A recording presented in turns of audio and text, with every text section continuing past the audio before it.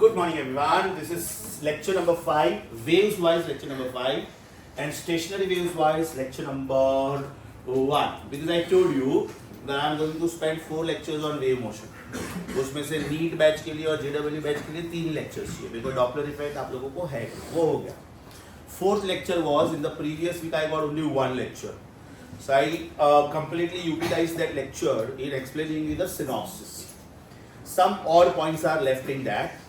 14 to 19, note, tone, fundamental frequency, harmonics, overtones, because they are part of stationary waves actually. मैंने वहाँ पे लिखवाया भी था कि wait for stationary waves, right? Now before starting with all this, last time I told you to solve assignment number 1 completely. My staff has just given you the solutions. अभी जो late comers आए उनको मिला solution? Everybody? जितने लोग हैं सबके पास सोल्यूशन है, राइट? कितने डाउट्स आए before you go to the solution? Please let me know कितने डाउट्स आए अप्रोक्सीमेटली. कोई बात नहीं, no problem. We are going to discuss all of them. Have you got the solution right now? Right? नहीं मिला. कितने लोगों को सॉल्यूशन नहीं मिला बेटा? Raise your hand. पास करो.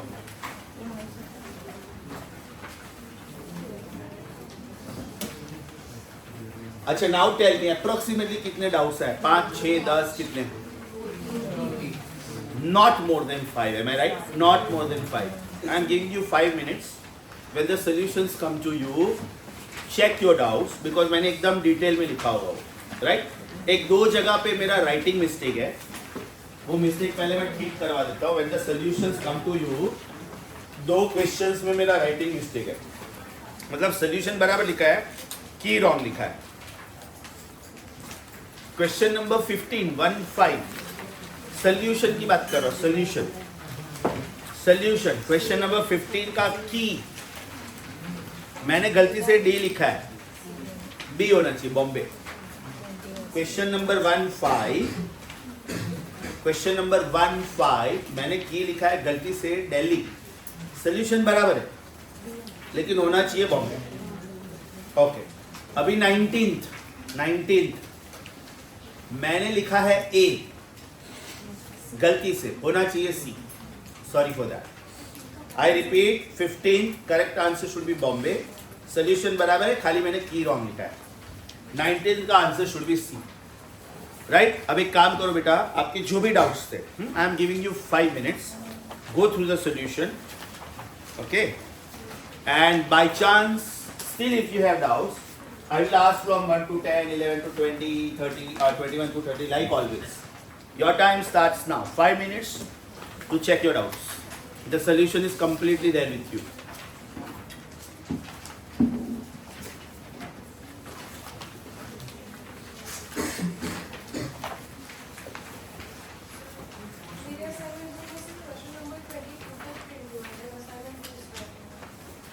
जरूर करवा लो.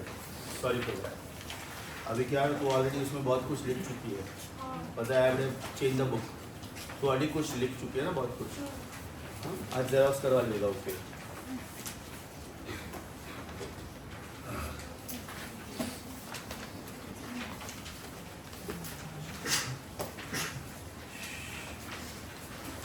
सॉरी, ये सोल्यूशन मैंने जस्ट कल शाम को ही लिखा था, तो जल्दी में शायद हो गया होगा. Sorry for that. और बाय चांस कुछ भी मिस्टेक मिलता है, bring it to my notice.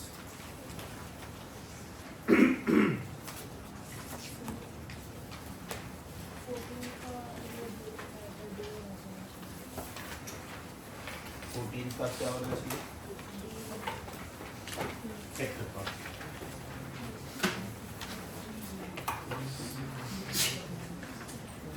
Assignment number 1 question number 14 में कुछ एबिलिटी है क्या? दिल्ली होना चाहिए सर. आपने की में बॉम्बे दिया. 14 आंसर दिल्ली होना चाहिए. हाँ, तो क्या लिखा होगा? आपने बॉम्बे लिखा है. अच्छा, हाँ मैंने बॉम्बे लिखा है. हाँ ओके. हाँ, दिल्ली मार्क किया है मैंने. LOP and LOV should be at right angle. That means the wave is propagating along Z. The particle should vibrate along XY. बराबर, दिल्ली होना चाहिए. Thank you. दिल्ली मतलब आर्ग्यूमेंट बराबर लिखा है मैंने, आर्ग्यूमेंट बराबर लिखा है।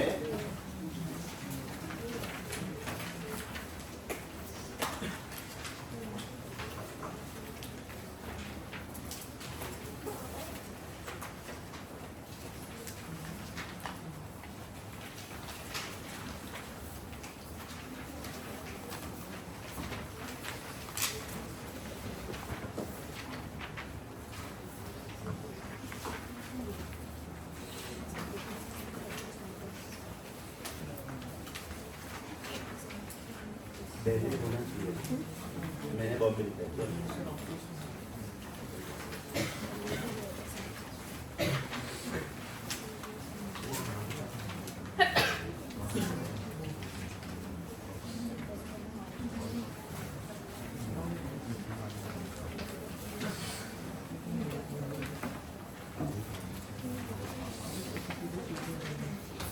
चलो बेटा, between 1 and 10 any doubt?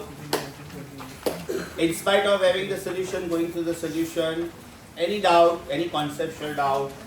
Mathematical तो mostly नहीं होगा because this particular section of mathematics was very simple. Between 1 and 10 any doubt? Assignment 1, sound waves. Between 11 and 20 anything? 11th में stationary progressive कैसे? Is it regarding the sitar वाला part? ध्यान से सुनो बेटा. If I am playing guitar or sitar, then the type of the wave produced on the string is transverse and stationary because it will be between two fixed points. तो एक wave गया, reflect होके वापस आया. But when it comes to the audience, you are hearing this in the form of sound. So it's a longitudinal wave. And because it is the audience, that means it is going from the guitar to the audience, means it is progressive. तो एकदम ध्यान से इसमें ये दोनों options होंगे. एक transverse stationery होगा और एक लॉन्जिट्यूडिनल प्रोग्रेसिव होगा. है लॉन्जिट्यूडिनल प्रोग्रेसिव?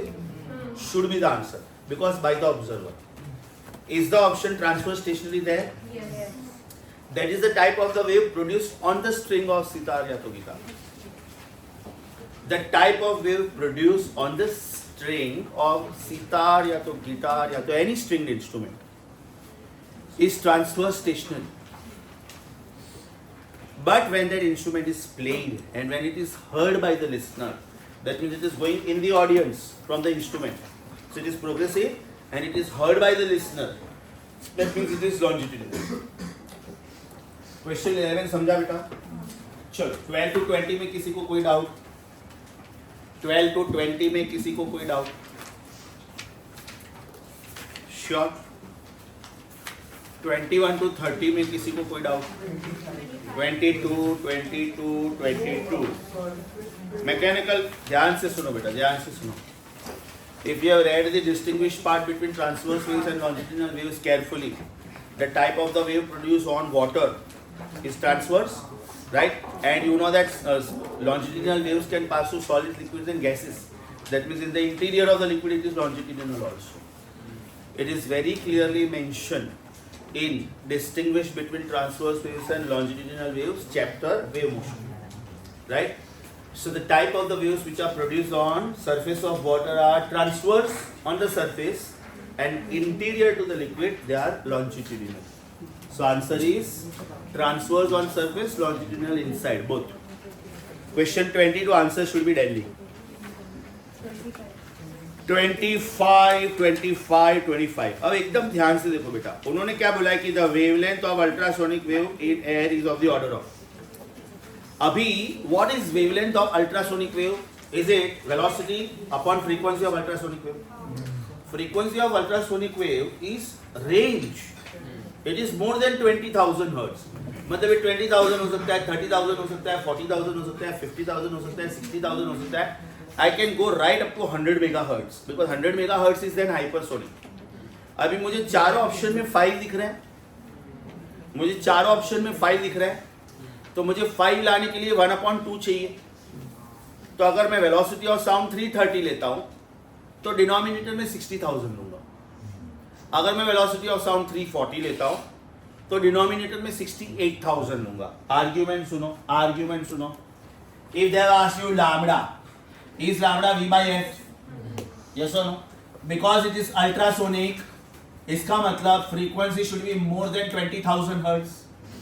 इसका मतलब it may be 30,000, it may be 40,000, it may be 50,000, it may be 60,000, it may be 70,000, anything. If I am taking velocity as 350, then I should take a frequency as 70,000. Reason मेरे सारे options में it is 5 into 10 raised to something. इसका मतलब मुझे ये answer 1/2 into 10 raised to something चाहिए. Are you getting this? मुझे चार ऑप्शन में 5 दिख रहा है, तो ये 5 लाने के लिए मुझे 1/2 is 0.5. लॉजिक समझा बेटा? मतलब this was kind of open question. Whatever you want to select, you select. मैंने इधर 330 लिया तो मैं नीचे 660 लूंगा, 66,000. किसी स्टूडेंट ने 340 लिया तो 68,000 लेगा, किसी ने 350 लिया 70,000 लेगा. Because it is a range. समझा? Your answer should be therefore A, because आपका आंसर आएगा half into 10⁻². That is 5 into 10⁻³ meter. That is 5 into 10⁻1 centimeter. Open question था, अच्छा क्वेश्चन था. 25 खोपड़ी मार्क करो, बिकॉज समटाइम्स स्टूडेंट्स फील कि सर डेटा इनकम्प्लीट है. And the beauty of this question is there are no numbers in the question, and there are only numbers in the options. There are no numbers in the question, and there are only numbers in the options. 26 to 30 में किसी को कोई doubt? 26 to 30. 26 to 30. Short. 31 to 35. 31. When an aeroplane is attaining a speed higher than velocity of sound, इसका मतलब बेटा ये supersonic हुआ, right? Now it is going with tremendous speed. It is going to leave behind a shock wave, and that shock wave is known as sonic boom. That shock wave is known as sonic boom. It may result into deafness also if these planes are flying at low heights. Sometimes, if they don't want to be caught by radar, right? Then they fly at very low heights, but the pilots have to be amazing then. Sometimes when you see this 26th Jan ka parade and 15th August ka parade, when you see the show, right? A defense planes ka show. Look at the way they fly the planes. Amazing. So that is called sonic boom. Okay, the shock wave which is produced after the supersonic planes move, right? That is called shock wave, which is a sonic boom. 32 to 35. Anything? 32 to 35. Anything? अब ये जो सारे questions है ना, similar type of questions you have seen in KTG. Similar types of questions you have seen in KTG. Yes or no? Similar types of waves you have seen in KTG. 36 to 40. मैंने 38 ना बोला था, लेकिन अभी बेटा 38 कर सकते हो. If the bodies are very rigid, that means they are elastically very strong. Young's modulus will be infinity, bulk modulus will be infinity, modulus of rigidity will be infinity. So when we calculate velocity of sound, is it root of E by rho? If the body is rigid, mind you, for a rigid body, eta या तो y या तो k या तो any kind of elastic constant is infinity. So answer is infinity. So actually not defined. So actually you can say very large value. So 38 मैंने ना बोला था, दो questions ना बोला था मैंने, 38 and 43, but we will finish them today. Any doubt between 39 and 42? Anyone? Any doubt between 39 and 42? 43 easy है बेटा, check करो. Velocity of a wave on a stretched string or of length L is V. If the wire is cut into two segments, check करो. Velocity of a transverse wave, because it is a string, is given by root of T by mu. Right? Mu का मतलब होता है mass upon length. Mu का मतलब होता है mass upon length. अब मान लो लेंथ 1 मीटर है और मास 100 ग्राम है, मान लो, करेक्ट। इसका मतलब 0.1 किलोग्राम। सो मास पर लेंथ हुआ 0.1 किलोग्राम पर मीटर। अब मैंने ये वायर को हाफ में काटा, हाफ में, तो अगर इसका लेंथ हाफ मीटर हुआ तो सामने मास भी तो 50 ग्राम हुआ ना। इसका मतलब अल्टीमेटली ये तो सेम ही रहेगा, मतलब ये तो सेम ही रहेगा।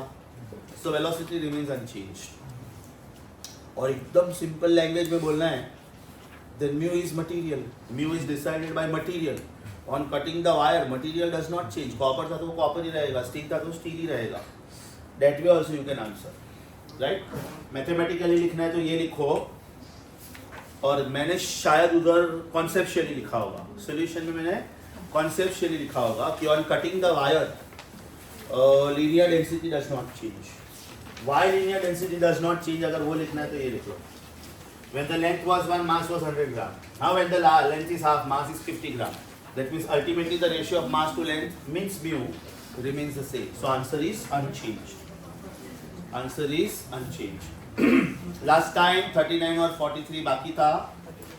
Now they are done. 44 to 50 में किसी को कोई डाउट? 44 to 50. 44 to 50 में किसी को कोई डाउट? 50 बहुत ही पॉपुलर क्वेश्चन है।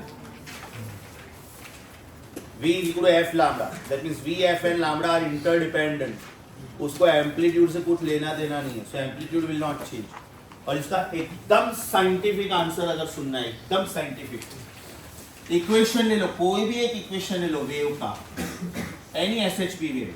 मैं लिख रहा हूं y equal to a sin omega t minus kx, right? Who are the variables? Who are the variables? Time and x, right? Time and x। Omega में पीरियड आता है, k में लैम्डा आता है, लैम्डा और पीरियड मिला के velocity मिलता है, v is lambda by t। Frequency भी मिलता है, राइट? अब जैसे जैसे टाइम जाएगा, x बदलेगा, वैसे वैसे ये पूरा फंक्शन बदलेगा, ये पूरा, right? Because if t changes और x changes, that means the angle is changing, that means sine of the angle is changing. लेकिन इससे एम्पलीट्यूड को कोई फर्क नहीं पड़ता, एम्पलीट्यूड रिमेन्स अनचेंज बिकॉज वो साइन फंक्शन के बाहर है। लॉजिक समझा? तो ये उसका एकदम साइंटिफिक तरीका है। सिंपल लैंग्वेज में बोलना है तो क्या बोलने का? v is f lambda, velocity, frequency and lambda are interdependent, amplitude is out of the league, तो एम्पलीट्यूड को कोई फर्क नहीं पड़ता है।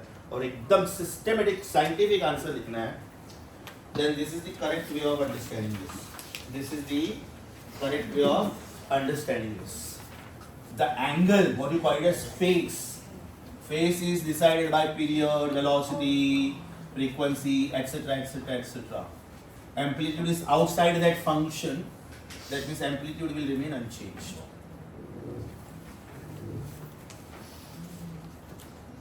This was question number, easy है लेकिन पॉपुलर है, easy है लेकिन सब बुक्स में मिलेगा ये question. 51 to 54, 51 to 54. So with this, students, please check at this junction of time, assignment number 1 is complete. Assignment number 2, I think it is complete except 26th question, है ना? क्योंकि एक क्विंच ट्यूब का शायद एक्सपेरिमेंट। असाइनमेंट 3 शायद complete, 1 to 9 around doctor effect वो आप लोगों को है नहीं, 10 to 17 डन, शायद से complete. Assignment 4 27 to 82 done, completed from 27 to 82 because 1 to 26 are again doctor. अच्छा sound waves भी है, okay. I think then assignment 4 must be miscellaneous and assignment 5 must be HOTS. HOTS एकदम लास्ट में करने का, chapter के एंड में, because HOTS में वो लोग सब मिक्सचर बना के पूछते हैं, 3-4 कॉन्सेप्ट्स का कॉकटेल बना के पूछते हैं, तो don't touch HOTS right now, एकदम last. So we start with the day. Sound waves complete. Wave motion complete. Doppler effect not there for you. The next part of this section, waves, that is stationary waves. Okay.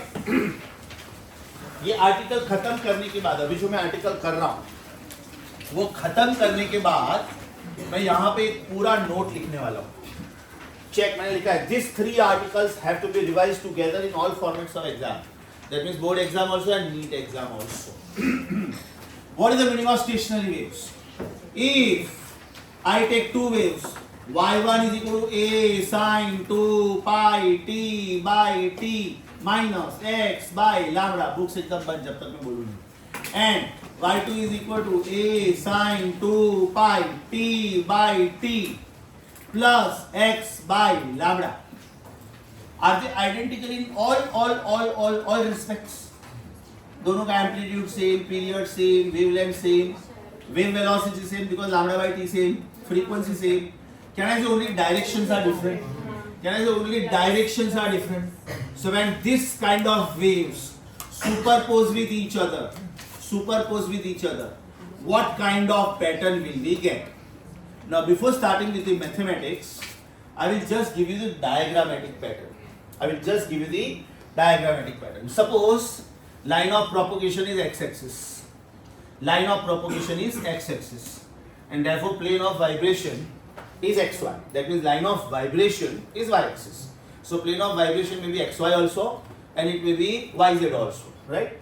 This is wave number 1.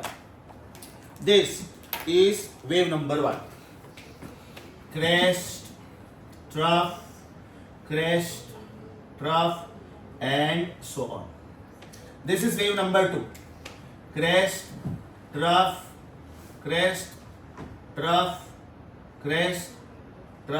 and so on. अब मैंने draw करते वक्त इसको ऐसे draw किया क्योंकि easy है मेरे लिए लेफ्ट टू राइट जाना, बट एक्चुअली स्पीकिंग ये वेव ऐसे आ रहा है. Reason, this is travelling along positive x direction.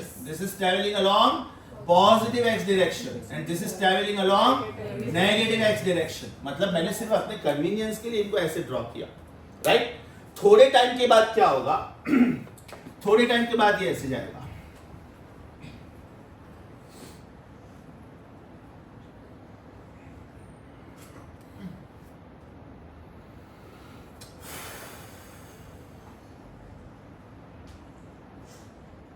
थोड़े टाइम के बाद ये ऐसे जाएगा. Look at this. मतलब एक का क्रेस्ट और एक का ट्रफ सामने आ रहा. This is destructive interference. Next one.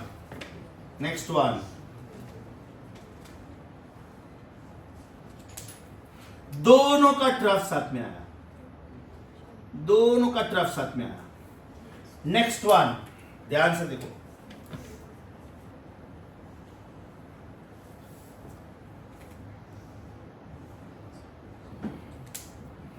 Are you observing second diagram and fourth diagram? Second diagram में क्या हो रहा था? एकदम स्टार्टिंग पॉइंट पे रेड क्रेस्ट, ग्रीन ट्रफ, लेकिन इधर green crest, red trough. You know what is happening? Crest trough,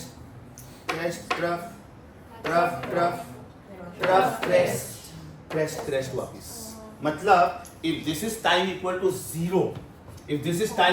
0, this will happen at time equal to t by 4 because this is 1/4 of the way. This will happen at time equal to t by 2 because this is half of the way. This will happen at time equal to 3/4 of t and t will be capital T and mind you it will be repetition of t equal to 0.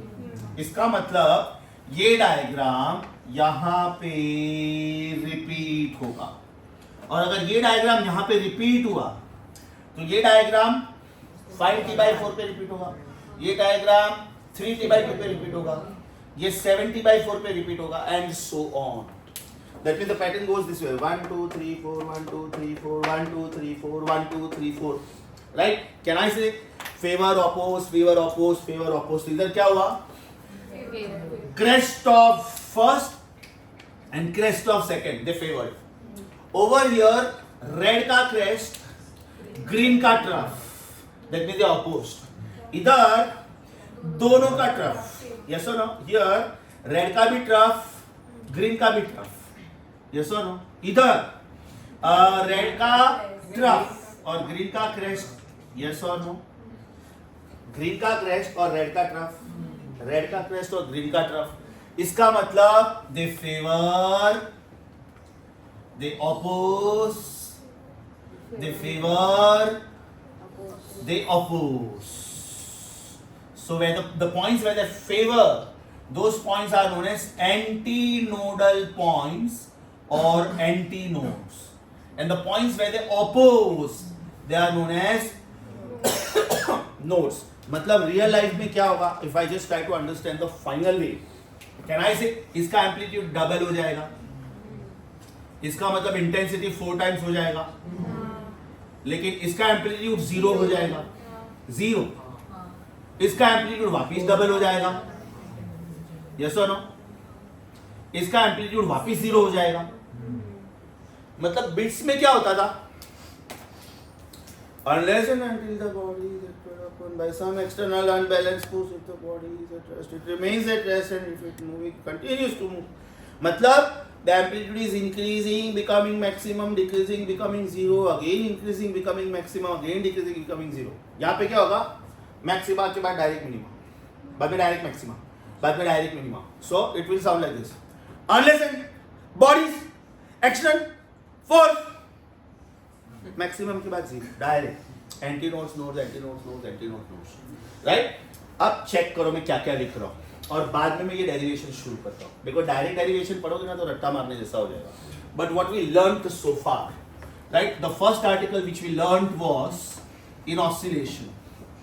In oscillation we said that if x1 is a1 sin omega t plus alpha 1 and if x2 is a2 sin omega t plus alpha 2 superpose with each other, if they superpose with each other, implies मेरा x का answer आएगा r sin omega t plus alpha.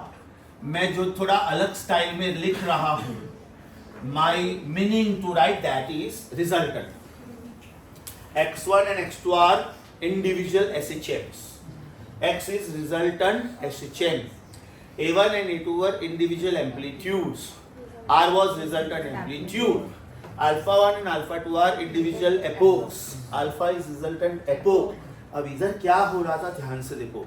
amplitudes were not same, frequencies were same because omega is same, alphas were not same.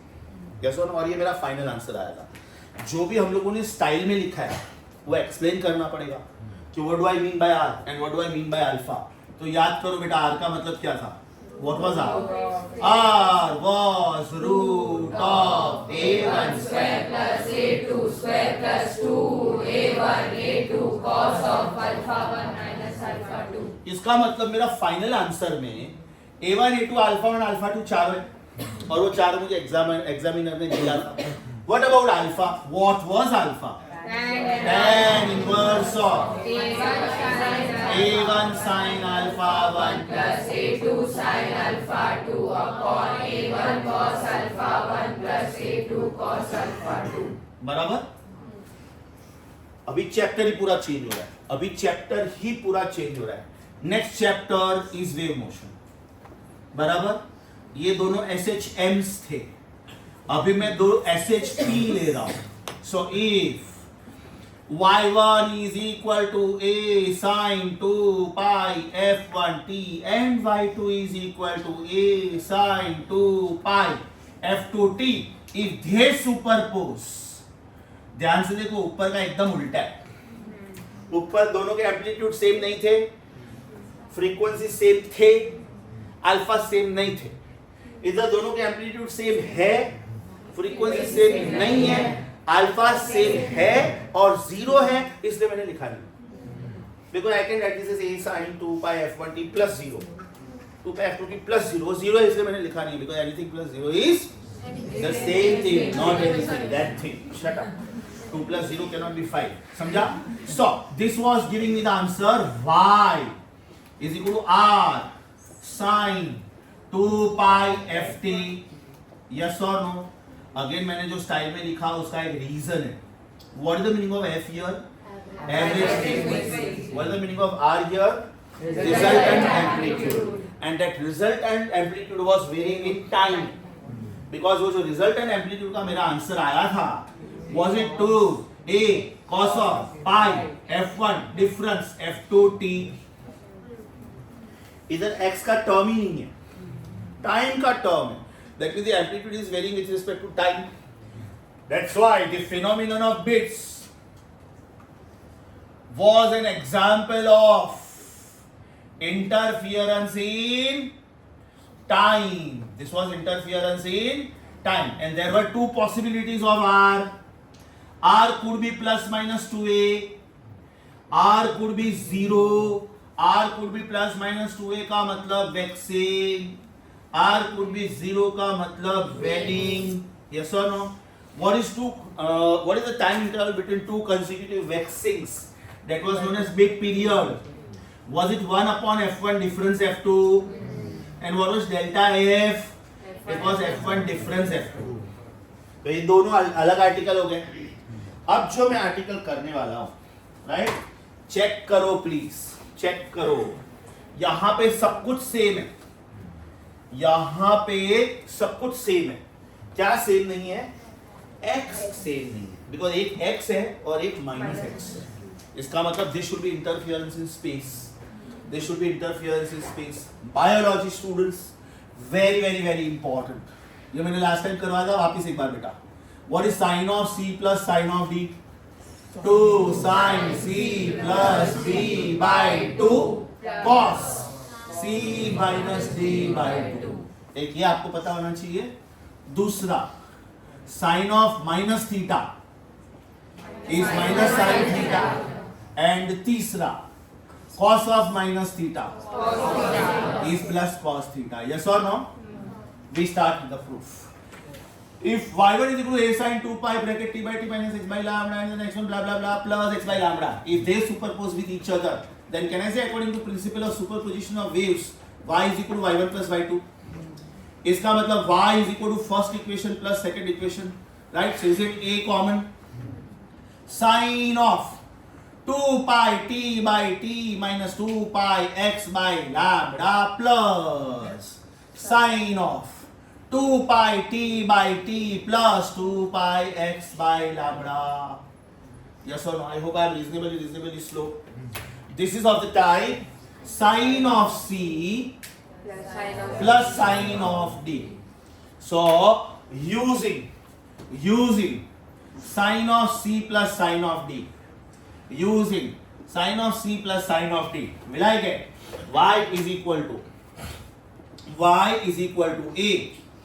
This is 2 sin c plus d by 2 cos c minus d by 2. Direct लिखने वाला हूं बेटा, ध्यान से सुनो. sin of c plus sin of d is 2 sin this bracket plus this bracket upon 2. 2 pi x by lambda, 2 pi x by lambda गया. 2 pi t by t plus 2 pi t by t is 4 pi t by t, but upon 2 भी तो है, so ultimately 2 pi t by t. So will I get this as 2 pi t upon t? Yes or no? Next one, this bracket minus this bracket, तो 1 और 3 गया.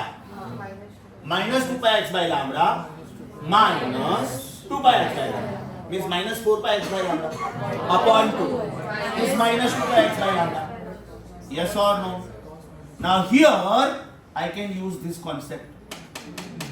Cos of minus theta is plus cos theta, and therefore my end result would be y is equal to a 2 sin 2 pi t by t cos 2 pi x by lambda. अब एकदम से ध्यान से सुनो, rearrangement.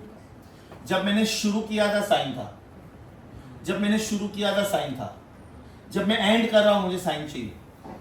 जब मैंने शुरू किया था साइन था, जब मैं एंड कर रहा हूं मुझे साइन चाहिए.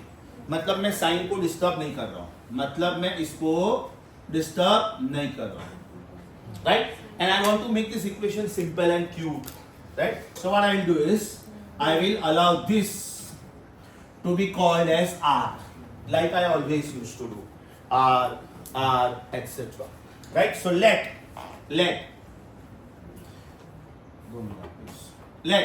capital R be equal to 2a cos 2 pi x by lambda.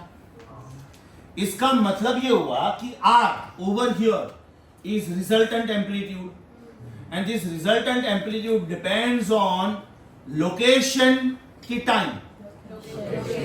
So proud of you beta, very good, very good. R depends on x. x बदलेगा, 2 pi x by lambda बदलेगा, cos 2 pi x by lambda बदलेगा, R बदलेगा. That means R is variable. Resultant amplitude is variable and is decided by space. Is decided by Space. R was variable. R was variable. But check, it was decided by time.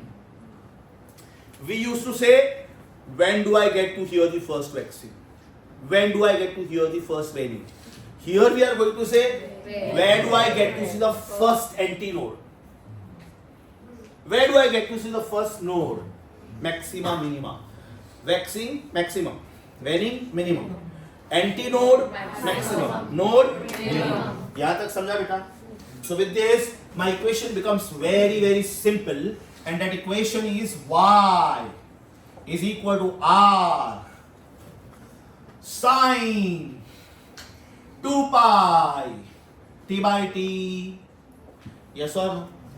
अब जब मैंने शुरू किया था तो मेरा जो bracket है, ब्रैकेट वो स्पेस टाइम दोनों में था.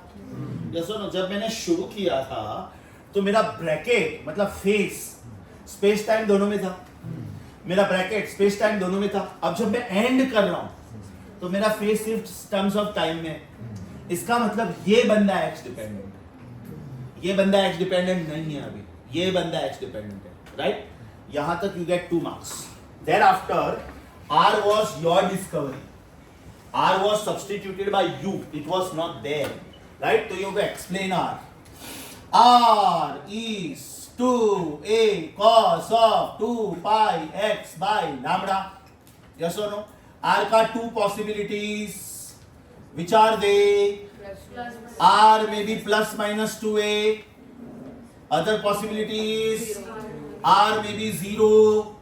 If R is plus minus 2a, this is the condition for the formation of antinodes.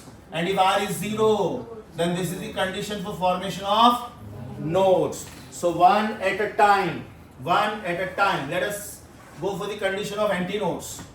R is 2a cos 2 pi x by lambda, and R is plus minus 2a. So plus minus 2a is 2a cos of 2 pi x by lambda. Yes or no? 2a gone. That means plus minus 1 is cos of 2 pi x by lambda. That means 2 pi x by lambda is cos inverse of plus minus 1.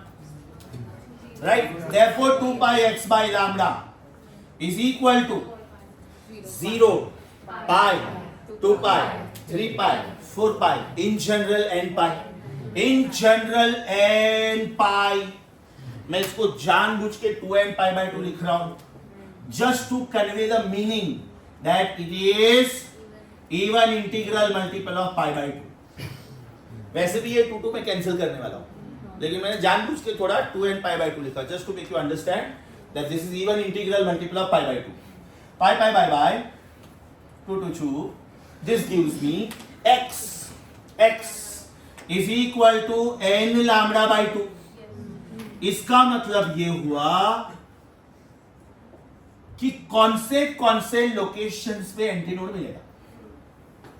x मतलब where, t मतलब when, तो x मतलब where. So at what locations will you get antinodes? वो बात में देखते हैं. अभी इधर आ जाओ. Can I say 0 is equal to 2a cos of 2 pi x by lambda. 0 upon anything is 0. So 0 again is equal to cos of 2 pi x by lambda. So can I say 2 pi x by lambda is cos inverse of 0? Pi by 2. 3 pi by 2, 5 pi by 2, 7 pi by 2. So can I say 2 pi x by lambda is 2n minus 1 pi by 2 या तो plus 1 pi by 2. Minus वाला मैं जाने दूंगा. Reason, अगर मैंने n 0 लिखा तो मेरा आंसर आएगा माइनस पाई बाई 2. वैसे गलत वो भी नहीं है. अगर ये 0 है और ये पाई बाई 2 है और ये पाई है, तो अगर ये 0 है तो मैं लेफ्ट साइड पे जाऊंगा ओरिजिन के, तो माइनस पाई बाई 2 मिलेगा मुझे. Minus pi by 2 minus pi minus 3 pi by 2 minus 2 पाई. अगर मैं ये साइड पे गया तो वो भी करेक्ट ही है, बट मैं अवॉइड कर रहा हूँ. Right, only pi pi by by, nothing else is getting cancel. इसका मतलब x का आंसर आया 2n plus 1 lambda by 4. Lambda by 4. तो चेक करो कौन से लोकेशंस पे एंटी नोड्स मिलेगा, कौन से लोकेशंस पे नोड मिलेगा.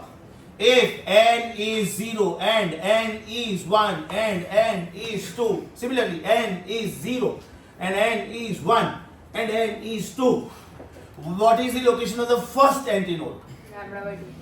0. n is 0 na. Next one lambda by 2. Next one lambda. Next one 3 lambda by 2. इधर आ जाओ. Can we say x1 is equal to lambda by 4? x2 3 lambda by 4. x3 5 lambda by 4. Point to be noted.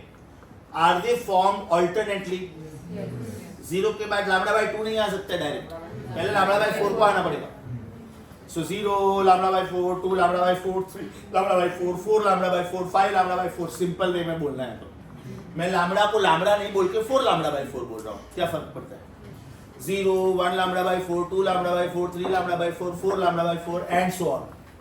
So will I get antinodes, nodes, antinodes, nodes, antinodes, nodes alternately? Alternately. That means if I try to visualize the pattern, ये pattern मुझे ऐसा कुछ दिखेगा. ये pattern मुझे ऐसा कुछ दिखेगा. This is node, this is antinode, फिर this is node, फिर this is antinode, फिर this is node, फिर this is antinode, फिर this is node. जिधर मैं डॉट मार्क कर रहा हूँ वो पॉइंट का डिस्प्लेसमेंट 0 है. जिधर मैं डॉट मार्क कर रहा हूँ, नोड ना, पॉइंट्स ऑफ 0 एम्पलीट्यूड, ये ब्लू वाला है.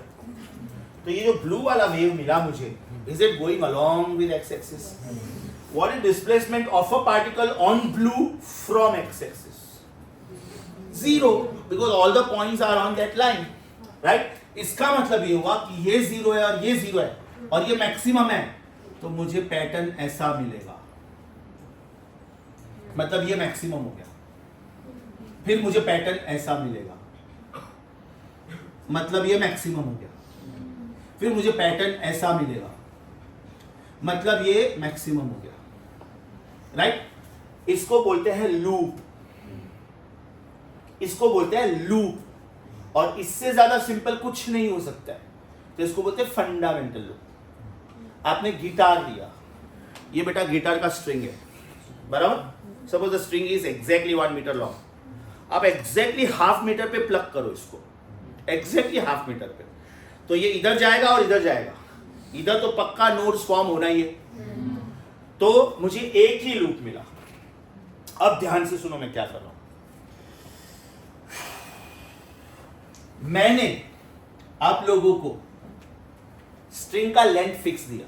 आई am not going to alter the string का लेंथ. हाँ, मान लो ये स्ट्रिंग का लेंथ मैंने दिया बेटा एग्जैक्टली 10 इंचेस. ये मैं एक्चुअली स्केल से बना रहा हूं, 10 इंचेस. ओके, ये रिजिड सपोर्ट है और ये भी रिजिड सपोर्ट है.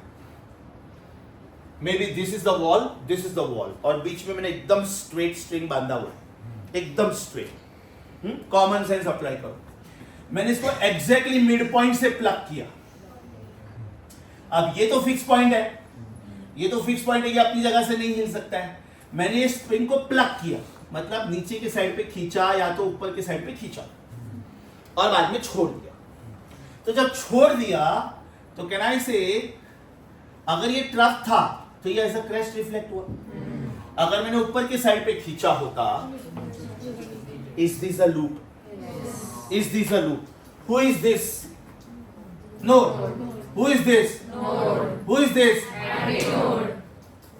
This is the basic most. इससे ज्यादा सिंपल स्ट्रिंग के लिए कुछ नहीं हो सकता है. अब अगर मुझे सेम लेंथ में दो लूप्स बनाने, दो लूप्स, तो मैं क्या करूंगा? शिफ्ट नहीं करूंगा. I am not allowed to change the length. मैं गिटार का साइज कैसे कम करूं? Yes, point of plucking change करो. तो अभी क्या करो, ये जो पॉइंट है ना, ये उधर कुछ सपोर्ट रखो. May be the tuning fork और may be something heavy. Forget about everything. Put your finger. Put your finger. इधर फिंगर रखो. राइट. एक हाथ का फिंगर रखा, दूसरे हाथ से इसको मिड पॉइंट के मिड पॉइंट पे खींचा. इसको मिड पॉइंट के मिड पॉइंट पे खींचा, मतलब L/4 पे खींचा बेटा. अब यहां पे मैंने फिंगर रखा हुआ है. Don't forget that. मतलब ये फिक्स पॉइंट हो गया. अभी बराबर ये फिक्स पॉइंट हो गया. मैंने फिंगर रखा हुआ है, मतलब मैंने फिंगर किधर रखा? L/2 पे. प्लग किधर किया?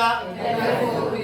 जैसे ही मैंने ये स्ट्रिंग छोड़ा, मैंने अपना फिंगर भी हटा लिया. बिकॉज अगर मैंने अपना फिंगर नहीं हटाया तो मुझे बेटा ये मिलेगा, ये मिलेगा और बाद में ये मिलेगा. तो ये क्या है? ये नहीं चाहिए मुझे.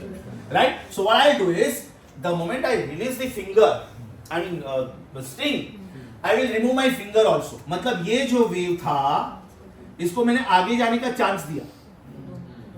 अब ये फिक्स सपोर्ट है, वो उसको आगे जाने का चांस नहीं देगा. तो ये यहां से रिफ्लेक्ट हुआ और ये यहां से रिफ्लेक्ट हुआ. मतलब मुझे दो लूप्स मिला. Right. Logic is very simple. Logic is very simple. Number of loops आपको कितने चाहिए, उसके ऊपर से आप डिसाइड करो कि आप सपोर्ट किधर रखोगे, आप सपोर्ट किधर रखोगे एंड प्लग किधर से करोगे. मान लो आपको एक लूप चाहिए. Don't put support anywhere and plug it at L/2. आपको जब एक ही लूप चाहिए था, आपने सपोर्ट रखा था क्या किधर? दो फिक्स सपोर्ट्स थे. आपको दो लूप्स चाहिए. L/2 पे सपोर्ट और L/4 पे तीन लूप्स चाहिए. L/3 पे सपोर्ट, L/6 पे प्लग. आधा ना बेटा. लेंथ डायला तो L/2 पे प्लग किया था. आपने सपोर्ट L/2 पे रखा तो L/2 का आधा पे प्लग किया. करके देख बेटा. चल ना, करके देख. चल. ये मैंने इस स्ट्रिंग को 6 पार्ट में डिवाइड किया. 1 2 3 4 5 6. अभी मैंने मेरा फिंगर L/3 पे रखा, तो मैं इसको L/8 पे प्लग करूंगा कि L/6 पे? समझा ना? बहुत सिंपल लॉजिक है, बहुत सिंपल. इधर जो है इधर वो है, और इधर जो है उसका डबल. राइट. एक ऐसे झंप मार के क्वेश्चन पूछूं. 11 लूप्स चाहिए. L/11, L/22. 15 लूप्स चाहिए. समझा? N लूप्स चाहिए. N. समझा बेटा? तो this is how the stationary waves are form. Right. ये ऑफ कोर्स हम लोग करने वाले. There are 3 things. One is frequency of a vibrating string. ये स्ट्रिंग था. Next is frequency of pipe, wind pipe. आपका flute, saxophone, trumpet, shehnai, these are all wind instruments. Guitar, sitar, these are all stringed instruments. तो दोनों का formula अलग अलग है. Logic समझा खाली स्टेशनरी वेव्स कैसे फॉर्म होता है. Yes sir. ये मैं वापस करने वाला हूं. अभी जो मैंने करवाया ना, ये मैं वापस करने वाला हूं. Only thing is I just don't want you to mug up the mathematics. I want you to understand कि एक्चुअली इन रियल लाइफ ये कैसा होता है. यस और नो. तो बिट्स में क्या हुआ था? Unless and until the body by some external body that as it is moving. ये bits हुआ. So there we say when do we hear the vexing? When do we hear the vexing? यहाँ पे क्या है? Unless and until external there plumb so सीधा direct jump. So there we are saying where is the antinode form and where is the node form. So from this, do you agree with me that antinodes and nodes are formed alternately? Yes or no? distance between two consecutive antinodes is lambda by 2, socho. Distance between two consecutive nodes also is lambda by 2, socho. And therefore distance between an antinode and the initiate node is lambda by 4. पहले वाला या तो बाद वाला. Right? One more thing. This is the point of zero amplitude. And this is the point of highest amplitude. So the point of zero amplitude is called displacement node, but it is also called pressure antinode. उल्टा, क्योंकि जहां पे displacement node है, that means particles are crowded together. Particles are extremely close, so they exert tremendous pressure on each other. Compression, rarefaction याद करो बेटा. Compression में क्या होता है? Particles are very close, and rarefaction में particles are away. So if the particles are very close, is it a most dense medium of the wave? Most dense part of the wave. So can I say particles are crowded and therefore they will exert more pressure on each other? तो जो वहाँ पे compression में हो रहा था, वो यहाँ पे nodes पे हो रहा है. So we say that displacement nodes are pressure antinodes, and we say that displacement antinodes are pressure nodes. I repeat, displacement nodes are pressure antinodes, and displacement antinodes are pressure nodes. Another very very important thing, बेटा ये क्या है?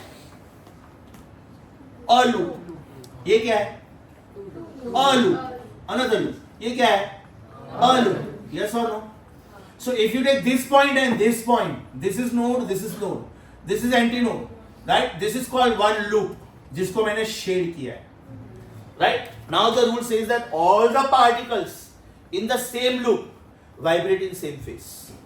All the particles in same loop vibrate in same phase. अब इसमें क्या करना होता है? आपको randomly जिधर scale रखना है रखो, randomly. मान लो मैंने scale इधर रखा, right? तो बेटा अगर इधर green wave का 90 डिग्री है, तो उधर ही रेड वेव का भी 90 डिग्री है. अगर इधर ग्रीन वेव का 60 डिग्री है, तो रेड वेव का भी 60 डिग्री है. अगर इधर ग्रीन वेव का 360 एंड से 90, 450 है ना, 90 तो नहीं होगा, 60 होगा, 420, तो रेड वेव का भी 420. Moral of the story, you get two more rules. All the particles in the same loop vibrate in same phase. But what about the neighboring loops? Opposite phase. क्यों? क्योंकि इधर एक का क्रस्ट आया है, तो सामने उसी का इधर ट्रफ आया, दूसरे वेव का इधर ट्रफ आया है, तो इधर क्रस्ट आया, तो ये बाजू वाला लूप हो गया. So all the particles in the same loop vibrate in same phase. Right? Particles in the adjacent loop vibrate in opposite phase. तो चार नया पॉइंट्स मिला बेटा. Displacement nodes are pressure antinodes. That means if the displacement is minimum, pressure variations are maximum. Displacement antinodes are pressure antinodes. ये दो नया point मिला. तीसरा नया point, all the particles in the same loop vibrate in same phase. All the particles in neighboring loops, adjacent loops, opposite phase.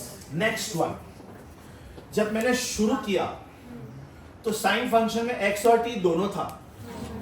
जब मैंने final result निकाला तो इधर टाइम है, x नहीं. The term in x is absent, that's why it is called stationary wave. ये wave गया,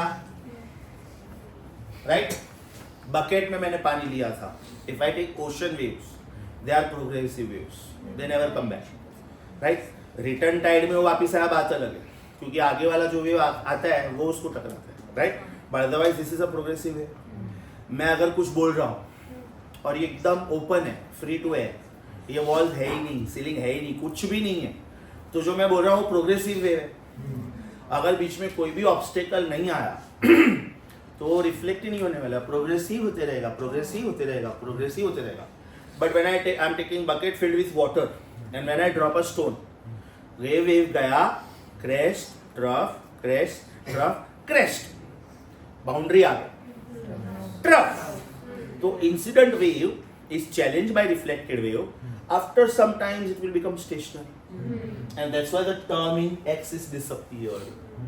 X आया ही नहीं इसमें. That is the reason it is called stationary wave. That is the reason it is called stationary wave, because x है ही. याद करो बेटा, k was 2 pi by lambda. It was called propagation constant, and it was always a partner of x. हमेशा x के साथ k आता है और small t के साथ ओमेगा आता है. Is that clear? So because it is a stationary wave, there is no transfer of energy.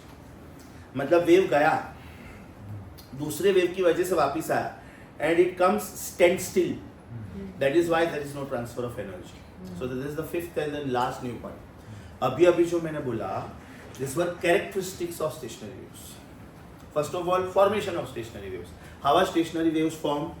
When two waves identical in all respects, amplitude same, frequency same, wavelength same, time period same, velocity same, everything same, moving in opposite directions, they lead to stationary wave. Yes or no? Resultant amplitude is variable in terms of space. Because मेरा R का answer में X आ रहा है.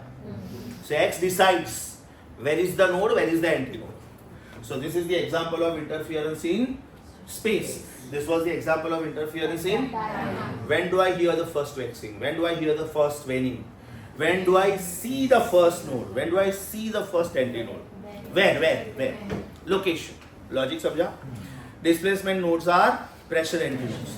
Displacement antinodes are all the particles in the same loop. Particles in the neighboring loops. Yes or no? तो जो तीसरा part मैं लिखवाने वाला हूँ आप लोगों को, ये पार्ट है ना, आप लोग अपना जो सिनॉप्सिस है ना, उसमें एकदम लास्ट पेज पे लिख लोगे, बिकॉज सिनॉप्सिस आप बार बार पढ़ते हो. यहाँ पे देयर इज इनफ स्पेस, तो ये पूरा पार्ट और तीसरा जो मैं इधर लिख रहा हूँ वो, because now I have completed the third similar article also. So our third topic is stationary waves. Books अभी भी बंद बेटा, बुक्स अभी भी बंद, please. I will give you enough time. Our third article is stationary waves. Do we say if y1 is equal to a sine 2 pi t by t minus x by lambda and y2 is equal to a sine 2 pi t by t plus x by lambda. अच्छा, ये जरूरी नहीं है ना कि मैं यही format लूँ, मैं कुछ भी ले सकता हूँ. A sin bracket omega t minus kx and A sin bracket omega t plus kx, कोई भी चलेगा. Yes or no?